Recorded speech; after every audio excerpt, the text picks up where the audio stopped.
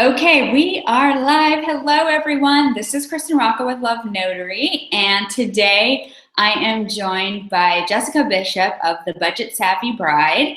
We're talking all about wedding budgets, setting wedding budgets, and sticking to them because, when I ask engaged couples what their top wedding planning stress is, it really all comes down to the money. And I don't know if you know this, Jessica, but April is Financial Literacy Month. And so I feel like we picked the right time to do this. I didn't know that, but that's really good timing. So a little background about Jessica, if you guys aren't familiar, she is the creative director and founder of the Budget Savvy Bride, an online resource to help couples all across the world plan a beautiful wedding day they can actually afford. And while planning her own wedding, Jessica found a lack of resources and information for lower cost weddings, so she decided to create a blog to keep track of her own ideas along the way. She combined her graphic design and journalism degrees with her professional experience in marketing, along with her deep love of weddings, to create the #1 resource for couples who are planning a wedding on a limited budget. Jessica has been nationally recognized as a budget wedding expert and has shared her money-saving tips and tricks with outlets such as Brides, About.com, Glamour, Cosmopolitan, Huffington Post. The list goes on and on. She also just did a really great segment on CNBC. So we are excited to have her join us today. Hi, Jessica. Hi, thanks so much for having me.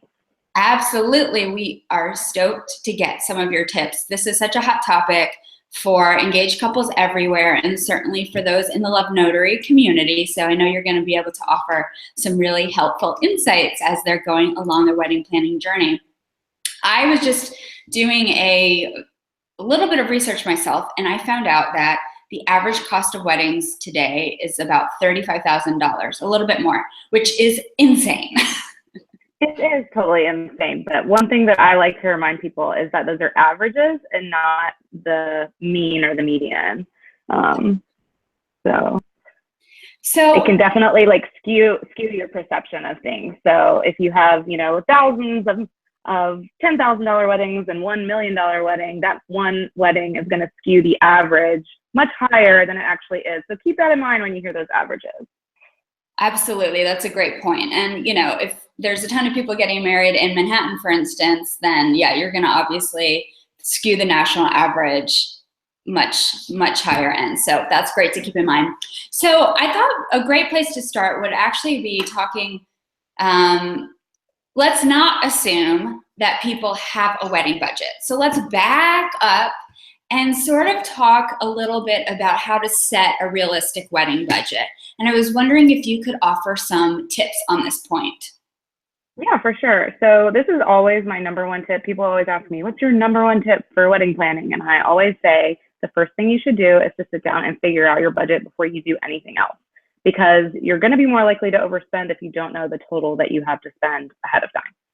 So when it comes to setting that budget, there's a lot of different factors involved. Obviously, everyone's personal situations are different when it comes to finances and family contributions and all of those things. And so you really need to sit down and crunch those numbers. And some tips that I have for that are to kind of look at you and your fiance's savings accounts, see what you have that you can maybe spare to put towards the wedding. Think about what you can save over the course of your engagement, especially if you have a longer engagement. That gives you more time to save, especially if you're wanting something that you maybe can't afford right now.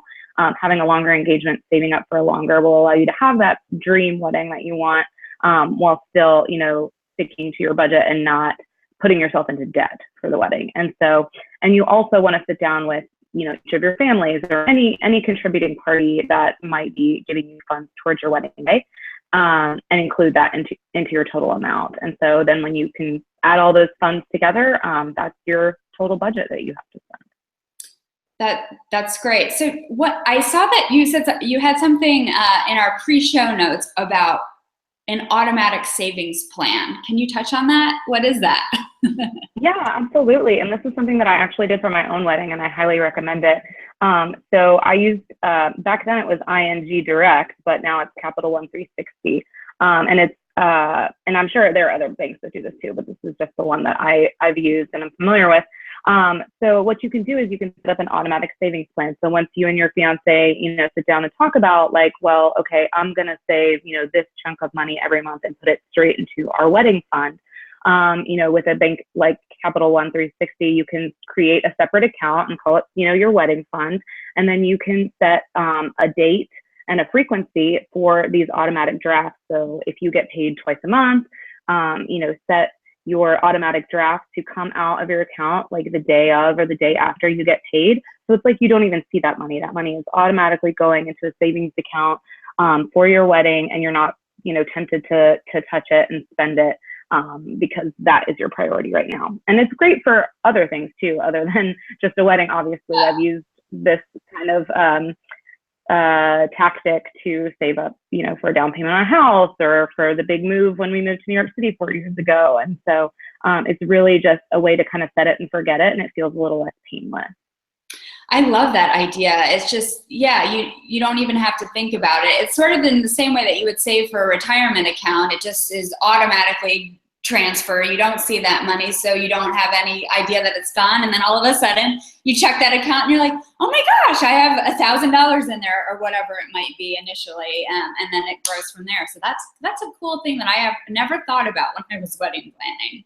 So yeah, absolutely. I think anything you can automate is great. And also I would say, when it comes to saving, a lot of it is kind of common sense and just sticking to a plan, and it just takes some self-control. So you just have to really know like this, this dream wedding you're planning is your priority right now, and you're going to make these like short-term sacrifices in order to make it happen. Absolutely. So, before we dive more specifically into how maybe engaged couples can cut some wedding costs and think about their budget and, where to prioritize, what should engaged couples know about the cost of weddings before they even get started? In other words, how can they get an accurate picture of the cost of a wedding before they dive into and hopefully before they become overwhelmed with how much everything costs? Yeah, so there's actually a really great website that I love to reference called costofwedding.com. Could that be easier? So you can go and you can type in your zip code where you're planning to get married, and you can see kind of what the average is in your area, not just for total budget, but for things like your photographer, your planner, your venue, things like that. So that can be a really helpful place to start. But again, these are just averages, so keep that in mind. One thing that I do on the Budget Savvy Bride is when we feature a wedding, which we feature 2 real weddings a week now, we get a questionnaire from the couple where they tell us how they spend their budget, how much they spent, and kind of break it down for us. And we also organize our weddings by state. So you're welcome to go and check out our real weddings that are organized by state, and you can see some examples of real weddings and their budgets and how they pulled them off. That's cool. And I'll link all of these resources that we're talking about today in the notes and the follow-up blog that I do on our episode. So, and then I think another thing to consider prior to even spending one dime on wedding planning is to think about prioritization and what's important to you as the couple, because I think that when you prioritize, you're able to make better decisions for your own wedding. So what would you have to say on that topic? Like, how can an engaged couple prioritize their needs versus their wants and sort of make it all work within the parameters of what their budget is? Yeah, so that's definitely kind of like a step 2, I like to say. After you set your wedding budget, kind of like think about what your priorities are. I think, it's great to kind of sit down with your fiance and pick a top 3. Like each of you pick a top 3 things that are most important to you about your wedding day, whether it's the entertainment, like a live band, or amazing food, or, you want, incredible photography. Photography was on the top of my list. So that was like one of my biggest priorities. And so then you each have your top 3 and you sit down and you talk about them, see where they overlap, see where you might need to make some compromises. And generally, if something is something you consider a high priority, you're probably going to allocate a little bit more of your budget to those items, especially like photography or, like I said, a live band that can be a little bit pricey. And so you just have to know, like, if that's your priority, if that's something you think is super, super important, then you're going to have to find a way to do the rest of it for less. And you might have to make sacrifices in other areas. But if that's really that important to you, like, you can figure out a way to make it happen. And then one thing that I like to tell couples when they're kind of like choosing their priorities or setting their priorities, I really like to kind of run everything through a filter of, does this thing that I am considering affect my experience or the guest experience? So is it something that affects more people than just me? Or is it like for me, I could not even consider splurging a ton of money on a dress that was literally only for me. Nobody else gets to enjoy that. Sure, they get to see you in a pretty dress, but at the end of the day, it doesn't enhance your guest experience. And you're inviting them to celebrate with you, and you want to show them a good time. And so that's something that I really like to consider when kind of like running through that list of priorities. You know, when you're saying that, something's coming to mind because I was reading the latest the Not Real Wedding survey from 2016. And there was quite an increase from 2015 to 16. And the rationale behind the increase was all about enhancing the guest experience and personalization. So I guess engaged couples really place a lot of importance on making sure their wedding guests were going to have the best time. And, as amazing as that sounds, if you have a fairly significant budget, it is, personalization and this enhanced guest experience comes with a cost. So, yes. And I'm jumping around a little bit because the next question I actually wanted to ask you was all about wedding size. But maybe we can kind of tie the two together in terms of, so how much does wedding size affect the budget? And what parts of the budget does wedding size affect? And then maybe we can talk a little bit about, if you don't have a huge budget and you want to provide enhanced guest experiences and some personalization, what are some ways to cut down on those costs? Yeah, absolutely. So I would say that the size of your wedding, the number of guests that you invite, is like the biggest thing that's going to affect your overall budget. Because when you think about it, every additional guest is another invitation, it's another place setting, it's another chair, it's another program. The cost adds exponentially across the board for every guest that you add to your list.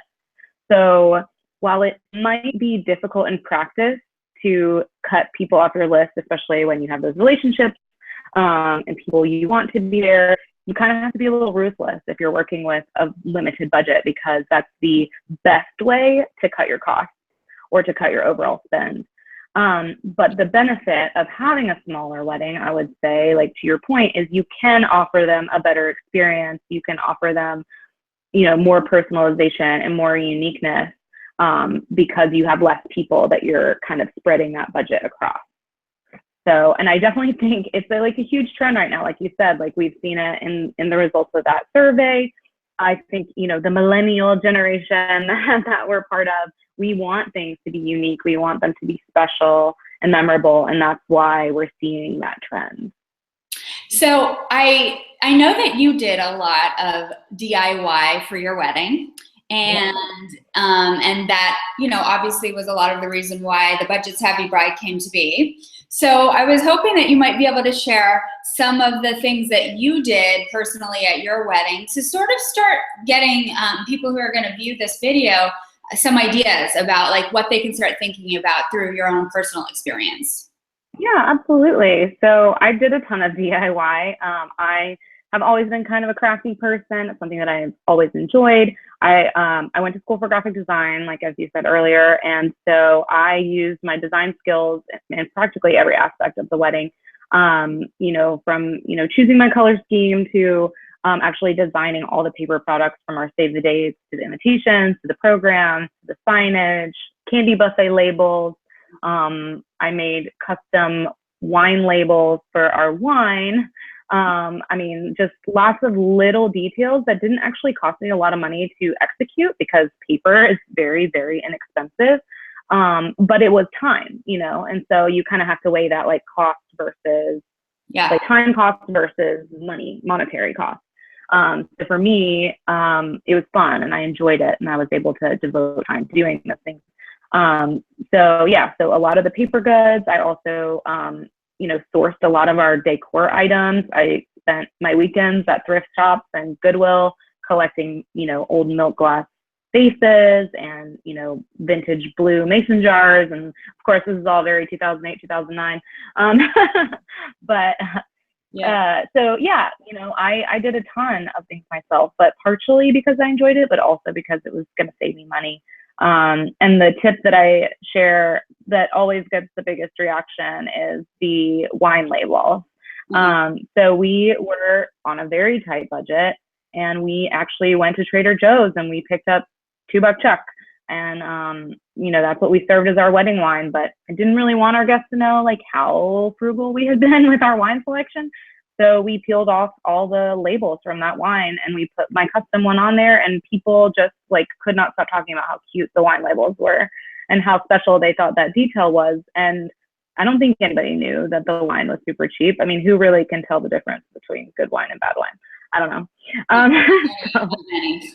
Yeah, that was definitely one of my savvier tricks. But yeah, I think if you have the time to devote, again, you kind of have to weigh like the cost of time versus money. But it can be a great way to save.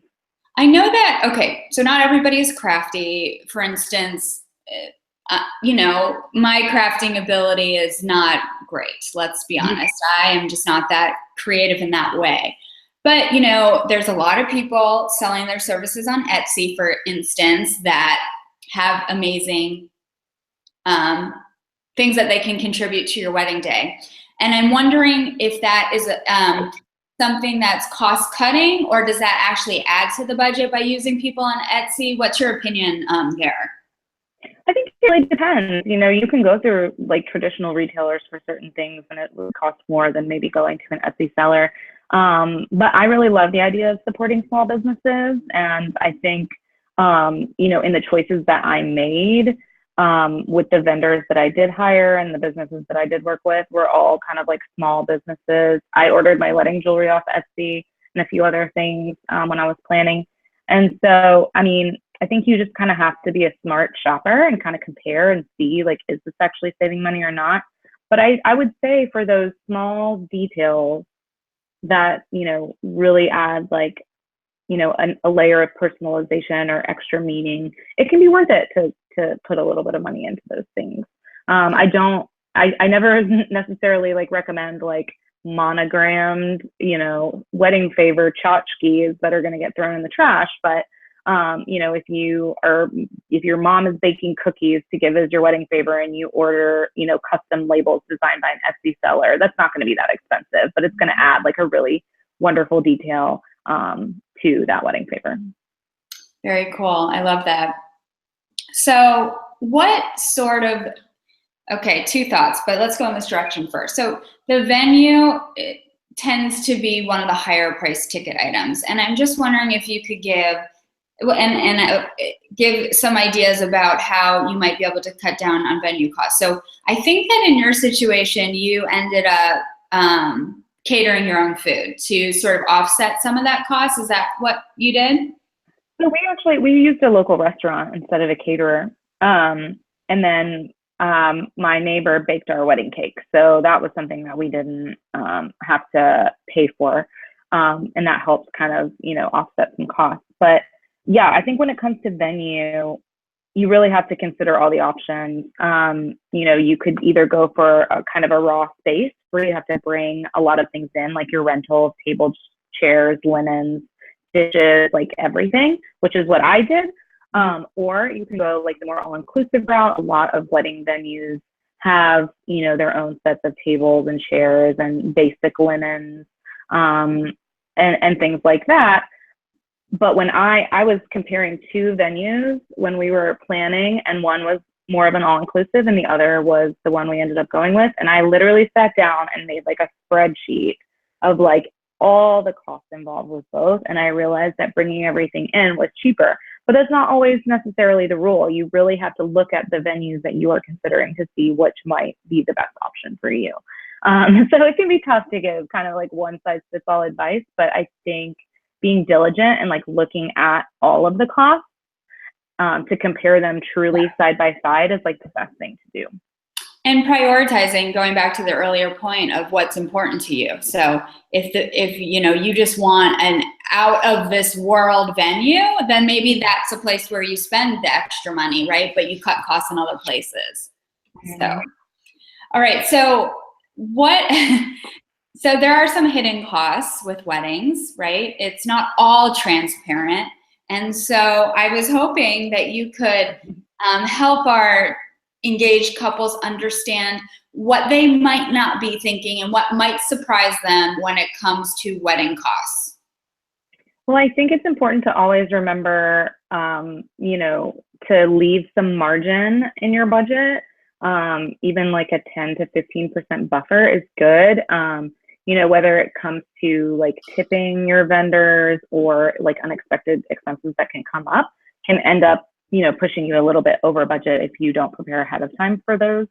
I think something a lot of people forget about is things like cake cutting fees or wine corking fees, or like those little line items that you might not notice on your contracts. You really need to look out for things like that. You know, like transportation costs. If your wedding is like over a certain, you know, number of miles away, some of your vendors might charge extra for things like that. So be sure to ask those questions when you're meeting with your vendors or your venue, just so those things aren't a surprise later.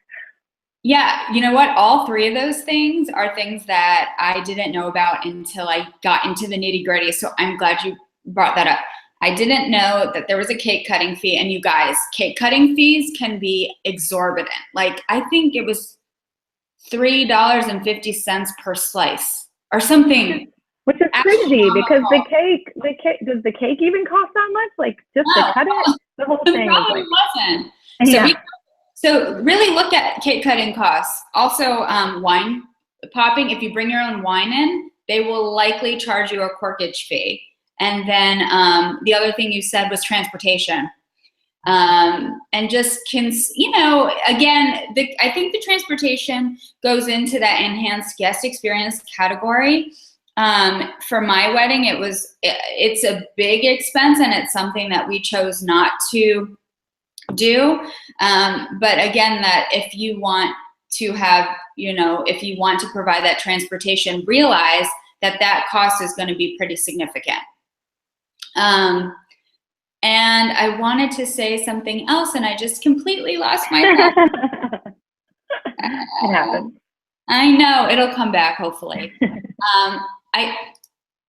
Okay, so while I'm sort of getting my mind back on that point, let's move on and hear a little bit about your ideas on adding some personalization to the wedding that can make it a really unique experience. Because again, this is a trend. I know that people really want to bring more of themselves as a couple into their day and highlight all the reasons why they came, you know, together and fell in love, but also realize that, you know, that those things cost money. So what sort of tips and tricks might you have about adding that personalization to your day, but not adding an exorbitant amount of costs?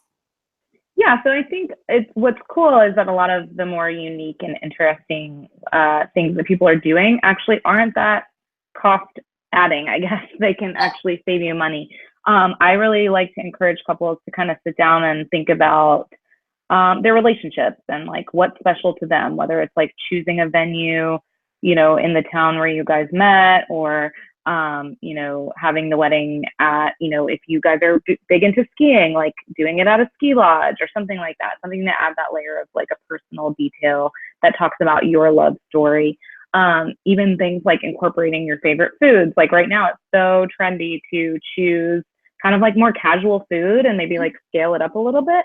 I've seen anything from like taco trucks to, you know, pizzas to mini sliders, you know, and fries, things like that. Yeah. More like fingery foods. So I think, you know, choosing things that are unique details about you and like your personal taste and interests can add that layer of like personalization and like give your guests like a little bit more of a feel for like who you guys are as a couple. And like I said, like those things don't necessarily have to be more expensive. And a lot of times they aren't. So yeah, I think just kind of considering your tastes and your hobbies and finding ways to incorporate those into your day will definitely personalize it more. I'm so glad you said that about focusing in on who you are as a couple and your love story, because I think what ends up happening is people look at Pinterest and Etsy and start getting these, ideas of what they can bring into their wedding, karaoke, for instance, photo booths. And if you really, what I think adds the greatest amount of personalization is letting your couples know all of the reasons that you're there that day, and that is based on your love story. So I'm really happy you said that, because honestly, we really don't need karaoke booths at every wedding. And I think at this point, they're getting a little too trendy maybe. And so showcasing something else that shows why we're all there on that day can be equally as significant and exciting for your guests. So that thought that I had before Jessica came back to me. And it was about, what is your thought about relying on your friends and family to donate, let's just call it that, donate their skills and services for your wedding so that you can cut costs that way? You mentioned your neighbor baked your cake, for example. What can couples ask for, and how can they manage their expectations around that idea? Yeah, I think expectations is a good word, because you can't just expect people to do things for you. It's something you definitely need to talk about and ask.